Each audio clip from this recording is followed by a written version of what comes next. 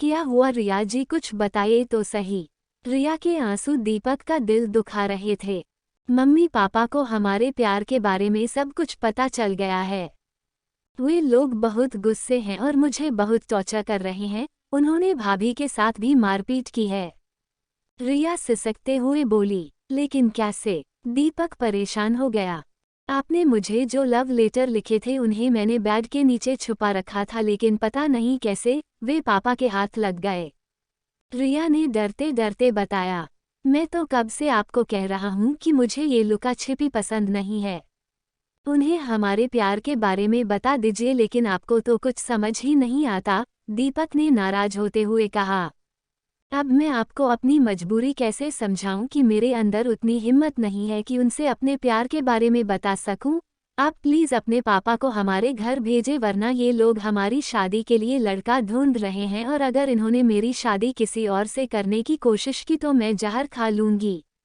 रिया फिर से रुआंसी हो उठी। अच्छा ठीक है, मैं परसों तक घर पहुंच जाऊंगा। उसके अगले दिन ही मैं आपके घर आकर मम्मी पापा से बात कर लूंगा। और हाँ, आप प्लीज़ रोइए मत, क्योंकि मैं आपके आंसू बर्दाश्त नहीं कर सकता। उसने दिलासा देते हुए कहा। नहीं, आपको मेरी कसम है, आप प्लीज़ अभी हमारे घर मत आइएगा, वरना वे लोग आपको देखकर और भड़क जाएंगे। आप अपने पापा जी को भेजिएगा। ठीक है, अब फ़ोन रखती हूँ, अपना ख्याल रखिएगा। ये कहते हुए उसने फ़ोन रख दिया। प्यार और खुशी जब हद से ज़्यादा बढ़ जाए तो नज़र लग जाती हैं। दीपक को जिसका डर था वही हुआ, शायद उसके प्यार को किसी की नज़र लग चुकी थी। उसका दिल किसी अनहोनी की आशंका से भर उठा। कल मैं घर जा रहा हूँ, तुम लोग रूम किराया और राशन का हिसाब करके मुझे बता देना। शाम को खाना बनाते समय उसने प्रदीप और पप्पू से कहा। लेकिन अगले हफ्ते तो हमें दीपावली में जाना ही है। नहीं, बहुत जरूरी काम है, मुझे कल ही जाना होगा।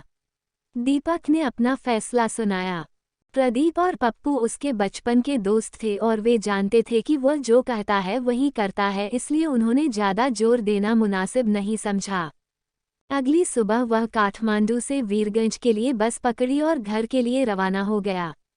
पता नहीं वह किस हाल में होगी, पता नहीं वे लोग अंकिता के साथ कैसा सलूक कर रहे होंगे।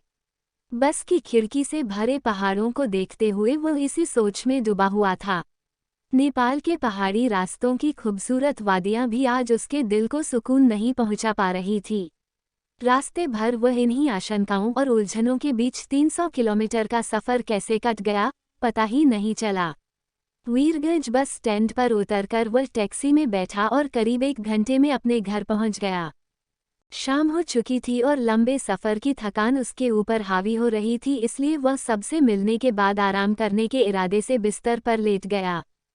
परंतु उसकी आंखों में ना तो नींद थी और ना दिल को चैन। क्या बात है बाबू, जो इतने परेशान लग रहे हों? माँ भले ही अनपढ़ हो लेकिन अपने बच्चों के चेहरे पढ़ना अच्छी तरह जानती है। दीपक की माँ ने उसकी परेशानी को भांप लिया था। वह अपने माँ बाप से कोई भी बात नहीं छुपाता था। वह पहले ही रिया के बारे में माँ को बता चुका था। माँ, तुम कल पापा को रिया के घर जाने को कहो ना। उसने माँ से सारी बात बताने के बाद मिन्नत की। वह जानता था कि उसके स्वाभिमानी पापा इस बात के लिए कतई राजी नहीं होंगे, क्योंकि सामाजिक नियमों और परंपराओं के अनुसार पहले लड़की वाले को लड़के वाले के पास जाना पड़ता है।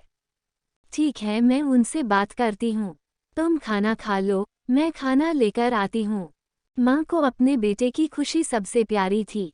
चाचा जी, अंकिता बुआजी का को आया है, वह आपसे बात करना चाहती है। वह भोजन करके हाथ धो रहा था, तभी उर्मिला हाथ में फ़ोन लिए भागती हुई आई। उर्मिला दीपक के चचेरे भाई की लड़की थी। दीपक के पापा 2 भाई थे, बड़े भाई साहब की 4 बेटियां और एकलौता बेटा था। सबकी शादी हो चुकी थी। चचेरे भाई की 3 बेटियां और 2 बेटे थे। उर्मिला उनकी मंझली बेटी थी। दीपक ने हाथों को पोंछकर फ़ोन को कानों से लगाया। हेलो, दीपक धीमे से बोला। उधर से अंकिता की रोने की आवाज़ आई। हेलो, उसका दिल बैठने लगा। भैया, आपने ऐसा क्यों किया? क्या आपको प्यार करने के लिए कोई दूसरी लड़की नहीं मिली? आपकी वजह मेरे घर में तूफान मचा हुआ है, मुझे गालियां और ताने सुनने पड़ रहे हैं, मेरा घर उजड़ने की कगार पर है। क्यों किया आपने ऐसा? दीपक चाहकर भी कुछ बोल नहीं पाया, बस 2 आंसू उसकी पलकों से टूटे और जमीन में समा गए। बोलिए ना, बोलते क्यों नहीं? अब बस चुप हो जाओ अंकिता, मैं आ रहा हूँ, सब ठीक हो जाएगा। भैया, आप सबसे कहते हैं कि अंकिता मेरी सबसे प्यारी बहन है और मैं इसके लिए कुछ भी कर सकता हूँ, तो अगर आप मुझसे ज़रा भी प्यार करते हैं तो एक कृपा करना, आज के बाद मेरे घर कभी मत आना। को डिस्कनेक्ट हो गया, लेकिन दीपक उसे कान से लगाए खड़ा रहा जैसे वह जड़ हो गया हो। सुबह जब माँ ने पापा से रिया का हाथ मांगने के लिए उसके घर जाने के लिए कहा तो पापा इनकार करते हुए बोले, क्या तुम लोगों ने ऐसा कभी देखा है कि लड़का वाला लड़की वाले के घर रिश्ता लेकर जाए? ये बात तो ठीक है, परंतु अपने औलाद की खुशी के लिए लोग पता नहीं क्या क्या करते हैं, क्या आप इतना भी नहीं कर सकते? माँ ने पापा को मनाने की कोशिश की। नहीं, मुझे ये ठीक नहीं लग रहा है। पापा अभी भी मानने को तैयार नहीं थे। तो ठीक है पापा, लेकिन यदि मेरी शादी रिया से नहीं हुई तो फिर मैं कभी किसी और से भी शादी नहीं करूँगा। दीपक भी अपने जिद पर उतर आया। दीपक की बात सुनकर पापा सोच में पड़ गए।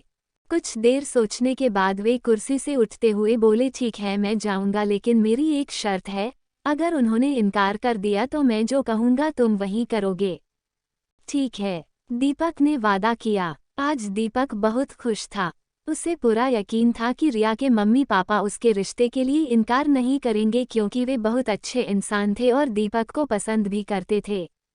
कोई भी बाप यदि अपनी बेटी का लव लेटर पढ़ ले तो उसे वक्ती तौर पर बुरा लगना स्वाभाविक है, लेकिन गुस्सा ठंडा होने पर वे जरूर मान जाएंगे। दीपक को पूरा विश्वास था। वह छत पर लेटा बेसब्री से पापा के आने का इंतजार कर रहा था। तभी उसे पापा की आवाज सुनाई पड़ी। क्या हुआ पापा, क्या कहा उन लोगों ने? दीपक लगभग भागता हुआ नीचे आया और आते ही सवाल किया। पापा ने कोई उत्तर नहीं दिया, बस चुपचाप सिर नीचे झुकाए बैठे रहे। उसने देखा पापा के पलकों के किनारे कुछ सफ़ेद मोती चमक रहे थे। पापा प्लीज कुछ बताइए ना, क्या हुआ? मिल गई ना तसल्ली, करा दी ना बेइज्जती, पापा उसकी आंखों में देखते हुए भारी मन से बोले। लेकिन पापा आखिर, बस अब कुछ मत कहना। पापा ने हाथों के इशारे से उसे रोका और उठकर बाहर चले गए। उसके बाद 2-3 दिनों तक पापा से उसकी बात नहीं हुई। वह तो बाद में माँ से उसे पता चला कि उन्होंने ये कहकर इनकार कर दिया कि हम अपने बेटी की शादी किसी भिखमंगे के घर नहीं करेंगे। जिंदगी के सबसे कड़वे सबक हमेशा मीठा बोलने वालों से ही मिलते हैं। रिया के मम्मी पापा की मीठी बातें अब उसके दिल को जला रही थी। वह तो सपने में भी नहीं सोच सकता था कि वे उससे इतना नफरत करते हैं। वह तो उन्हें अपने माँ बाप से भी ज्यादा प्यार और सम्मान देता था। काश आपके जैसा बेटा मेरे कोख से पैदा होता। रिया की मम्मी की प्यारी बातें बार बार उसे याद आ रही थी। जब वह उनके घर जाता तो रिया के पापा कहते, बेटा बार बार गली में मत निकला करो, कहीं किसी की नज़र ना लग जाए। रिया की छोटी बहन नेहा खुश होकर कहती, मैं आप लोगों की शादी में जमकर नाचूंगी। उसके सारे सपने धूल में मिलते नजर आ रहे थे। दीपक को कई दिनों तक तो विश्वास ही नहीं हो पाया कि उसके साथ ऐसा भी हो सकता है। उसका दिल अपमान की पीड़ा से तड़प उठा। उसने बहुत सोचा विचारा और आखिर में तय किया कि उसे एक बार फिर खुद से उनसे बात करनी चाहिए।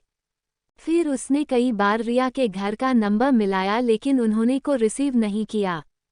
तभी उसे याद आया कि रिया की बड़ी बहन का घर उसी शहर में है। उन्होंने की बार अपने मोबाइल से अंकिता से बात भी कराई थी। दीपक ने अपने मोबाइल के कॉन्टैक्ट लिस्ट को खंगाला तो उसे उनका नंबर मिल गया। उसने फटाफट नंबर डायल किया तो रिंग होने लगी। हेलो, कौन? उधर से रिया के जीजा जी ने फोन उठाया। हेलो प्रणाम, मैं अंकिता का भाई दीपक बोल रहा हूँ, पहचाना आपने? हाँ हाँ बिल्कुल, कैसे हैं दीपक जी? हाँ हम बिल्कुल ठीक है, आप लोग कैसे हैं? हाँ हम लोग भी बिल्कुल ठीक हैं। थोड़ी देर हाल समाचार पूछने के बाद दीपक ने कहा, क्या आप मम्मी पापा से बात करा सकते हैं? माफ़ कीजिए दीपक जी, मगर वे आपसे बात नहीं करना चाहते हैं। सुना है आपके और रिया के बीच प्यार मोहब्बत चल रहा है, शायद इसी वजह से। हाँ, मैं उसी विषय में उनसे बात करना चाहता हूँ, आप प्लीज़ किसी तरह उनसे बात कराइए ना, मैं बहुत परेशान हूँ। दीपक ने विनती की। देखिए, अभी वे लोग बहुत गुस्से में हैं, इसलिए वे आपसे बात नहीं करेंगे। लेकिन यदि आप हमें अपना समझते हैं तो हमें सारी बात सच सच बताइए। हम आपकी तरफ से उन्हें मनाने की कोशिश करेंगे। रिया के जीजा जी ने अपने शब्दों में शहद घोलते हुए कहा। फिर दीपक ने उनसे बता दिया कि हम दोनों एक दूसरे से बहुत प्यार करते हैं और शादी करना चाहते हैं। लेकिन रिया तो कह रही थी कि वह आपसे प्यार नहीं करती, बल्कि आपने ही उस पर डोरे डालते हैं और उसे लव लेटर लिखते हैं। नहीं, ये झूठ है, वह ऐसा कभी नहीं कह सकती। दीपक को विश्वास नहीं हो रहा था। उसने खुद मेरे सामने ये कहा है। क्या आपको मेरी बातों पर विश्वास नहीं है? मैं जब तक ये बात उनके मुंह से ना सुन लूं, मुझे विश्वास नहीं होगा। अच्छा, अब ये बताइए कि आप रिया से अकेले में कितनी बार मिले हैं? रिया के जीजा धीरे धीरे भोले भाले दीपक को अपने जाल में फंसाते जा रहे थे। अकेले में तो नहीं, लेकिन हम उनके कॉलेज में 2-3 बार मिले हैं। कहीं आप लोगों के बीच शारीरिक संबंध तो नहीं बने हैं? आप ये कैसी बातें कर रहे हैं? हम तो ऐसा कभी सोच भी नहीं सकते। अच्छा, चलिए ठीक है, मैं मम्मी पापा को मनाने की कोशिश करूंगा और जब उनका गुस्सा थोड़ा ठंडा हो जाए तो मैं आपको उनसे मिलवा दूंगा। रिया के जीजा ने वादा किया और फोन कट कर दिया। उनसे बात करके दीपक को थोड़ी आस बंधती दिखाई दी। अब वो उनके कॉल का इंतजार करने लगा। रिया से दूर होने के बाद उसका कहीं भी मन नहीं लग रहा था। पता नहीं रिया किस हाल में होगी, वो दुखी होकर बार बार सोचता। दीपक का बुझा और उदास चेहरा देखकर उसके पापा को बहुत दुख होता।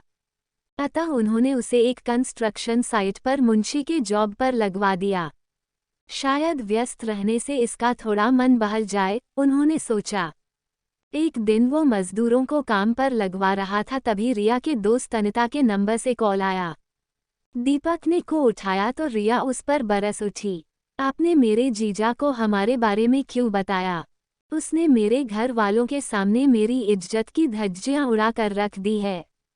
लेकिन उन्होंने तो वादा किया था कि वो किसी से कुछ नहीं बताएंगे और हमारी शादी के लिए मम्मी पापा को मनाने की कोशिश करेंगे। इसलिए मैंने उन्हें अपना दोस्त समझकर हमारे बारे में बता दिया और मैंने तो उन्हें बस इतना बताया है कि हम दोनों एक दूसरे से प्यार करते हैं। दीपक ने सफाई दी। बस, हमारे और आपके बीच में सब कुछ खत्म हो गया। अगर आप मुझे जिंदा देखना चाहते हैं तो मेरे घर कभी मत आइएगा। लेकिन एक बार मेरी बात तो को डिस्कनेक्ट हो गया। फिर दीपक ने कई बार कॉल करने की कोशिश की, लेकिन फ़ोन स्विच ऑफ मिला। तभी दीपक को चक्कर आया और वह कटे हुए पेड़ की तरह नीचे गिर पड़ा। थोड़ी देर बाद जब उसने होश संभाला तो उसे एहसास हुआ कि अब उसकी दुनिया लुट चुकी है। उसने उसी वक्त काम से छुट्टी ली और अपने घर आ गया। उसे समझ में नहीं आ रहा था कि वह क्या करे और क्या ना करे। उसकी हालत एक हारे हुए जुआरी की माफिक हो गई थी। मार्च के महीने ने सर्दियों को विदा करके पतझड़ को आने का निमंत्रण दे दिया था और इधर दीपक के जीवन में भी ऐसा पतझड़ आया था जिसके बाद बाहर आने की कोई उम्मीद ना थी। वह दिन भर छत पर धूप बेसुध होकर लेटा रहता और रात भर अपनी गलती पर आंसू बहाता रहता। आखिर उसने मेरे साथ ऐसा क्यों किया? जब उसमें दुनिया से लड़ने का हौसला नहीं था तो उसने मोहब्बत क्यों की? मेरी क्या गलती थी? प्यार भी उसने किया, इजहार भी उसने किया, इकरार भी उसने किया। मैंने तो बस उसके प्यार की कद्र की थी। गलती मेरी है, मुझे उसके प्यार को स्वीकार करना ही नहीं चाहिए था। उसे रिया पर बहुत गुस्सा आ रहा था और इसी गुस्से में वह बार बार रिया को भुलाने की कोशिश करता, मगर चाहकर भी उसे भुला नहीं पाता था। हद से ज़्यादा प्यार और हद से ज़्यादा नफरत दोनों इंसान की जिंदगी के लिए हानिकारक होते हैं।